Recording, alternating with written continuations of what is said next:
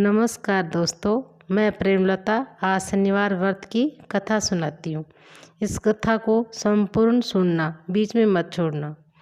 एक समय सूर्य, चंद्रमा, मंगल, बुध, बृहस्पति, शुक्र, शनि, राहु और केतु इन ग्रहों में आपस में झगड़ा हो गया और हम सब में सबसे बड़ा कौन है, सब अपने आप को बड़ा कहते थे। अब आपस में कई निश्चय नहीं हो सका तो सब आपस में झगड़ते हुए इंद्र के पास गए और कहने लगे कि आप सब देवताओं के राजा हो, इसलिए आप हमारा न्याय करके बताइए कि हम 9 ग्रहों में सबसे बड़ा कौन है। राजा इंद्र इसका प्रश्न सुनकर घबरा गए और कहने लगे कि मुझ में यह साध्य नहीं है कि जो किसी को मैं बड़ा या छोटा बताऊं। मैं अपने मुख से कुछ भी नहीं कह सकता हूँ। हाँ, एक उपाय है, हो सकता है।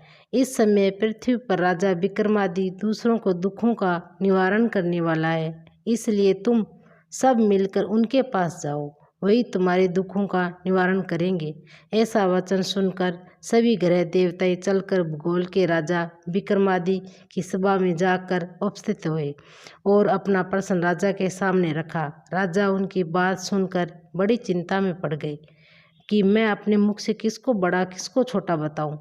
किसको छोटा बताऊंगा वह क्रोधित होगा, परंतु इसका झगड़ा निपटाने के लिए मुझे एक उपाय सोचा कि सोना, चांदी, कांसा, पित्तल, शीशा, रांगा, जस्ता, ब्रह्म और लोहा 9 ग्रहों के 9 आसन बनाए। सब आसनों को क्रम से, जैसे सोना सबसे पहले और लोहा सबसे पीछे पीछे गया। इसके पश्चात राजा ने सब ग्रहों को कहा कि आप सब अपने अपने सिंहासन पर बैठते। जिसका आसन सबसे आगे है वह सबसे बड़ा, जिसका आसन सबसे पीछे वह सबसे छोटा जानिए। क्योंकि लोहा सबसे पीछे था और वह शनिदेव का आसन था, इसलिए शनिदेव ने समझ लिया कि राजा ने मुझको सबसे छोटा बना दिया। इस पर शनि को बड़ा क्रोध आया और कहा कि राजा, तूने मेरा पराक्रम नहीं जानता। सूर्य एक राशि में 1 महीना रहता है, चंद्रमा 2.25 महीना रहता है 2 दिन, और मंगल 1.5 महीना, बृहस्पतिवार 13 दिन, और बुध और शुक्र 1 महीने। और परंतु मैं एक राशि में 2.5 वर्ष अथवा 7.5 वर्ष तक रहता हूँ। बड़े बड़े देवताओं को भी मैं भीषण दुख दिए हैं। हे राजन सुनो, राम जी को 7.5 आई तो और वनवास हो गया, और रावण को आई तो राम ने लक्ष्मण ने सेना लेकर लंका पर चढ़ाई कर दी, रावण का कुल का नाश कर दिया। हे राजन, अब तुम सावधान रहना। राजा कहने लगा, जो कुछ भाग्य में होगा देखा जाएगा।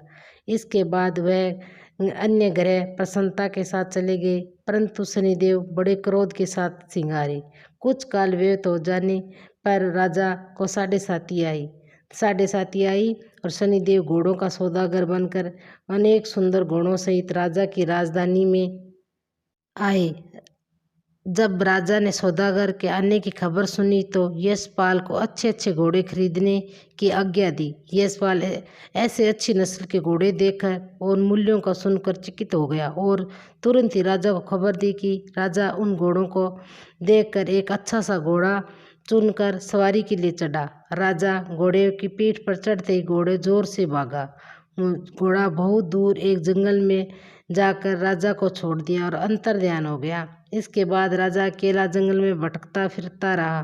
कुछ देर के पश्चात राजा को भूख और प्यास लगी और एक ग्वाले को देखा। ग्वाले ने राजा को प्यास से व्याकुल देखकर पानी पिला दिया। राजा की उंगली में एक अंगूठी थी, वह उसे निकालकर प्रसन्नता के साथ ग्वाले को दे दी और शहर की ओर चल दिया। राजा शहर में पहुंचकर एक सेठ की दुकान पर जाकर बैठ गया और अपने आप को उज्जैन का रहने वाला अपना नाम बिका बताया। सेठ ने उसको कुलीन मनुष्य समझकर जल आदि पिला दिया। भाग्यवश उस दिन सेठ की दुकान पर बिक्री बहुत अधिक हुई। तब सेठ उसको भाग्यवान पुरुष समझकर भोजन कराने के लिए अपने साथ ले गया। भोजन करते समय राजा ने आश्चर्य की बात देखी कि खूंटी पर हार लटक रहा है, वह हार खूंटी निगल रही है। भोजन के पश्चात कमरे में जाने पर जब सेठ को हार नहीं मिला तो उसने यह निश्चय किया कि सिवा बिका के और कोई इस कमरे में आए ही नहीं, अतः अवश्य ही उसी ने हार चोरी की है। परंतु बिका ने हार लेने से मना कर दिया।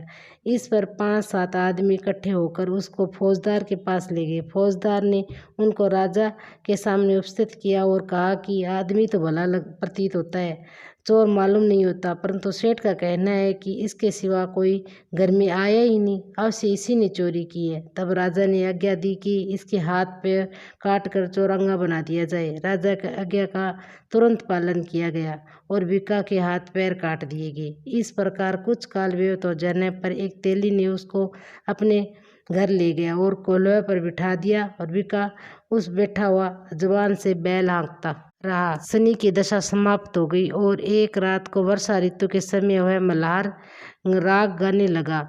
उसका गाना सुनकर उस शहर के राजा की कन्या उस राग पर मोहित हो गई और दासी को खबर लाने के लिए भेजा कि शहर में कौन गा रहा है। दासी सारे शहर में फिरती फिरती क्या देखती है कि तेली के घर पर जो चौरंगा है वह राग गा रहा है। दासी ने महल में आकर राजकुमारी को सब वृत्तांत सुना दिया। बस उसी समय राजकुमार ने अपने मन में यह प्रण ले लिया कि चाहे कुछ भी हो, मैंने इस चौरंगे के साथ ही ब्याह करना है। प्रातःकाल होते ही जब दासी ने राजकुमारी को जगाना चाहा तो राजकुमारी ने अनशन व्रत लेकर पड़ी रही। तब दासी ने रानी के पास जाकर राजकुमारी को नए उठने का वृत्तांत कहा। रानी ने तुरंत ही वहाँ पर आकर कुमारी को जगाया और उसके दुखों का कारण पूछा तो कुमारी ने कहा कि माताजी, मैंने ये प्रण कर लिया है कि तेली के घर पे जो चौरंगा है उसके साथ ब्याह करूँगी। माता ने कहा, पगली, ये क्या बात कर रही है? तुमको तो किसी देश के राजा के साथ परणाया जाएगा। कन्या कहने लगी कि माताजी, मैंने अपना प्रण कभी नहीं तोड़ूंगी। माता ने चिंतित होकर ये बात राजा को बताई। तब राजा ने भी आकर ये समझाया कि मैं अभी देश विदेश अपने दूतों को भेजकर संयोग रूपमान बड़े से बड़े गुणमानी राजकुमार के साथ तुम्हारा ब्याह करूँगा। ऐसी बात तुमको कभी नहीं करनी चाहिए। कन्या ने कहा, पिताजी, मैंने अपने प्राण त्याग दूंगी, परंतु दूसरों से ब्याह नहीं करूंगी। इतना सुनकर राजा को क्रोध में कहा, यदि तेरे भाग्य में ऐसा लिखा है तो तेरी इच्छा वैसा ही कर दिया जाएगा। राजा ने तेली को बुलाकर कहा कि तेरे घर में जो चौरंगा है उसके साथ मैं अपनी कन्या का ब्याह करना चाहता हूँ। तेली ने कहा, ये कैसे हो सकता है? कहाँ आप राजा और कहाँ मैं एक नीच तेली? परंतु राजा ने कहा, भाग्य का लिखा मिट नहीं सकता। अपने घर जाकर ब्याह की तैयारियां करो। राजा ने उसी समय तोरण और बंदरवाल लगाकर अपनी राजकुमारी का ब्याह चौरंगे विक्रमादि के साथ करा दिया। रात्रि को जब विक्रमादि राजकुमारी महल में सोए तो आधी रात के समय शनिदेव ने विक्रमादि को सपन दिया कि राजा, तुम कहो, मुझको छोटा बताकर तुमने कितना दुख उठाया है। राजा ने क्षमा मांगी। शनिदेव ने प्रसन्न होकर विक्रमादि के हाथ पैर दे दिए।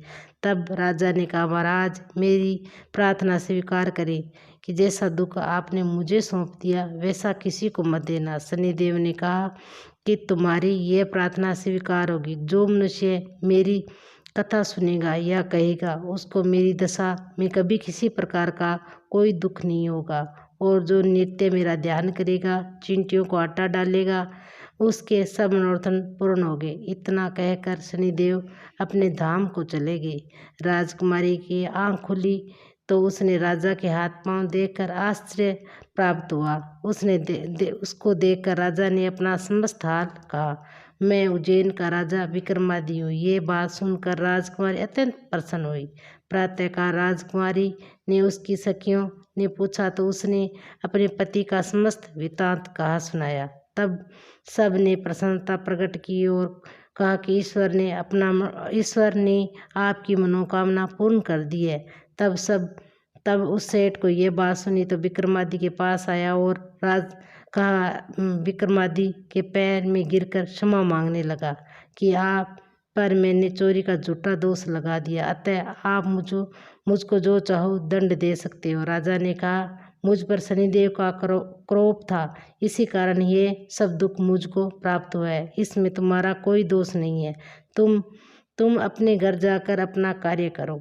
सेठ बोला कि मुझे तभी शांति होगी जब आप मेरे घर चलकर प्रीतपूर्वक भोजन करोगे। राजा ने कहा, जैसे आपकी मर्जी वैसा ही करेंगे। सेठ ने अपने घर जाकर अनेक प्रकार के सुंदर भोजन बनाए और राजा विक्रमादित्य को प्रतिभोज दिया। जिस समय भोजन कर रहे थे, एक अत्यंत आश्चर्य की बात सबको दिखाई दी।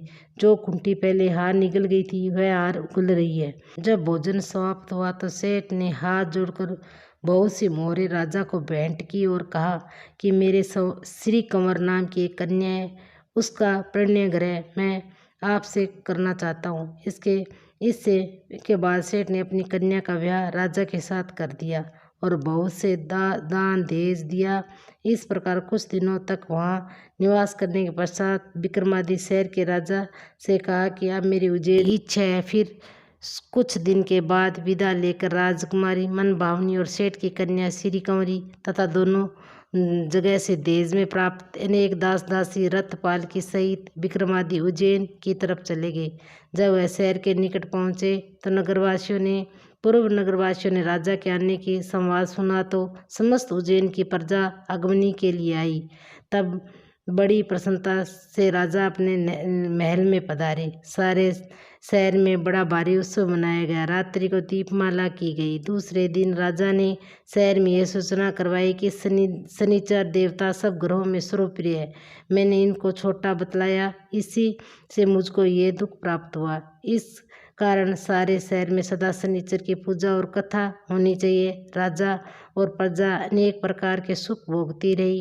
जो कोई शनिवार के इस कथा को पढ़ता या सुनता है, शनि की कृपा से उसके सब दुख दूर हो जाते हैं। शनिवार की कथा को व्रत के दिन अवश्य पढ़नी चाहिए। ओम शांति, ओम शांति।